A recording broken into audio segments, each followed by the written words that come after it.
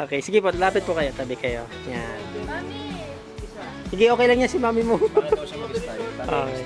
Ba't naisipan niyo pong mag-franchise ng Double D Brew?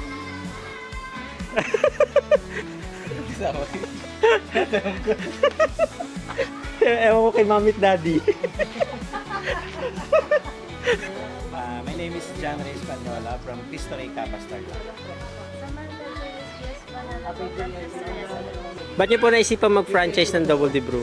Actually, si Double D Bro, parang last 2 years, nakikita na namin siya sa page ninyo sa may FB.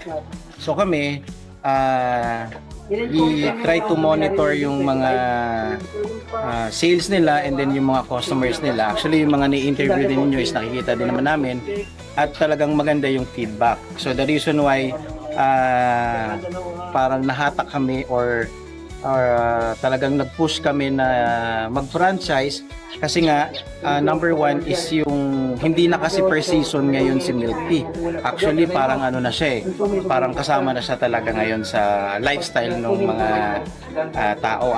Even yung mga medyo oldies, especially doon sa mga bata, lalong-lalo na kami, malapit kami sa eskwelahan, malapit kami sa palengke, and also malapit din kami sa simbahan. So siguro yung pinaka-target talaga namin doon is yung malapit kami sa eskwelahan. So syempre yung mga estudyante, alam naman natin yan na mahilig sila sa mga ganyang mga pagkain, no? So kaya naisipan talaga namin na na-i-push na mag-franchise ng Double D.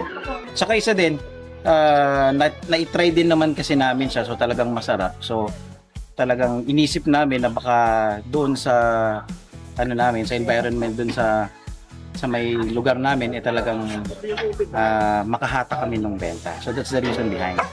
Hi, we are Double D Brew, Capastar La.